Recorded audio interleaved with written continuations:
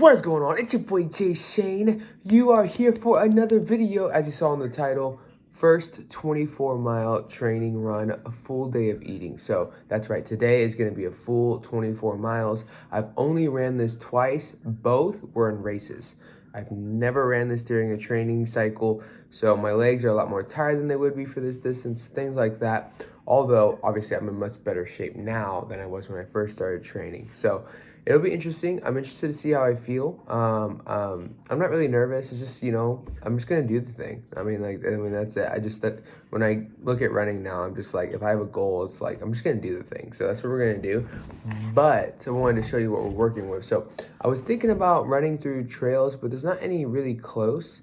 And I'm probably going to stay on concrete most of the time, so I'm going to go with something I know I trust to handle concrete well, and that is these Fresh Foam Tempos from New Balance. I use these a lot, so we'll probably use these for the rest of the run, or for the run. Although they do breathe really well, which is great, except that it's 20 degrees outside. So like my feet freeze so fast in these, which I don't like. So to mitigate that, we're going to do some wool socks. I've used these in runs before. Guys, if you're running in cold temps, they're breathable, but they keep your toes warm. They're amazing. They're amazing, okay? And then, to go in the pack, we've got, as you guessed it, Formulation X 3 scoops. Worked really well last week. We're going to keep it that week, this week. And then for food, we've got 2 packs of UCAN.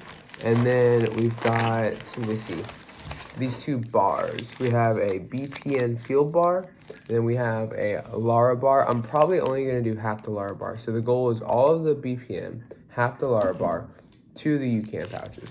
This should put us at, total carb wise, it's going to be roughly, let me try to do some quick math and not bore you here.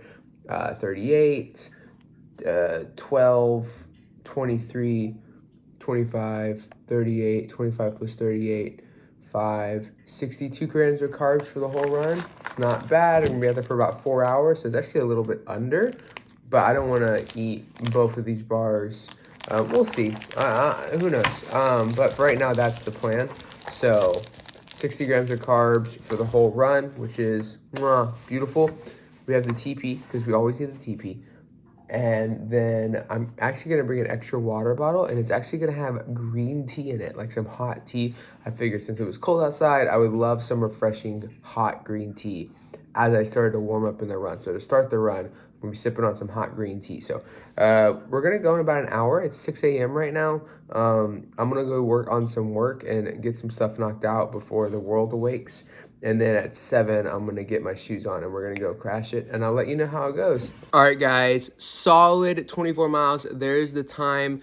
Even got a sub 7:30 minute mile on that last mile. Amazing. Legs felt really good up until obviously the pain cave started, which I'm totally fine with.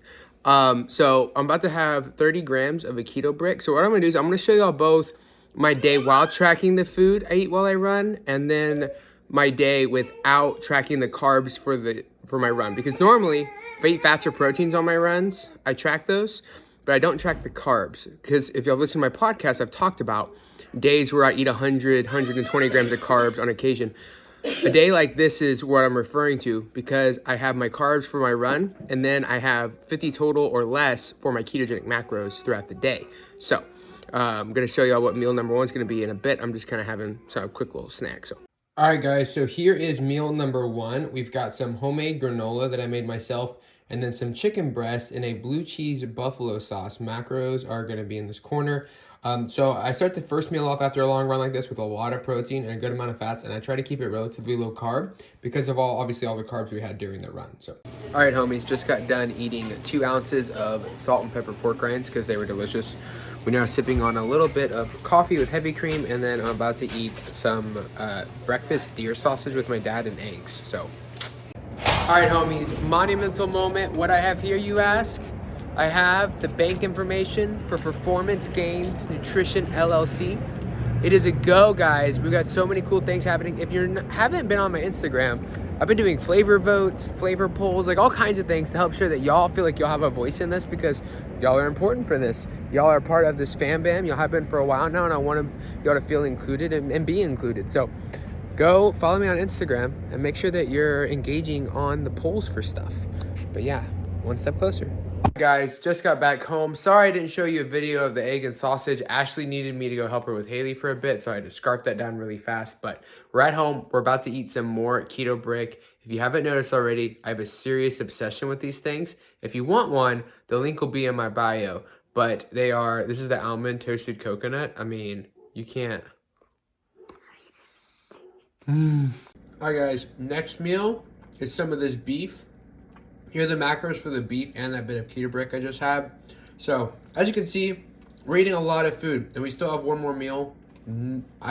Typically, you think that you would enjoy this much food on the long run days, but you don't. You just don't. What's up, fam? We're about to eat some delicious keto Salisbury steak to top off the macros. Hit them right on the dot.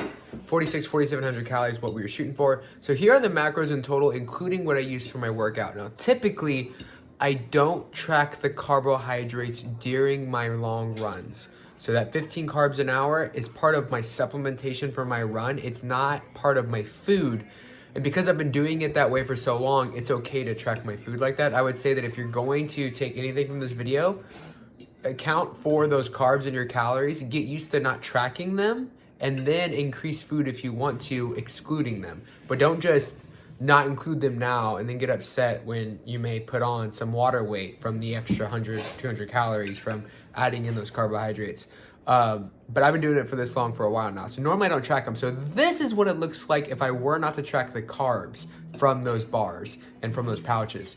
You see it's under 5% carbohydrates from a macro ratios. Even though it's only 10%, it's only 4% based off of my diet for the day outside of my workout. So all in all, this is exactly what I do on a long run day as a low carb ketogenic endurance athlete. I hope you enjoyed the video. See you in the next one.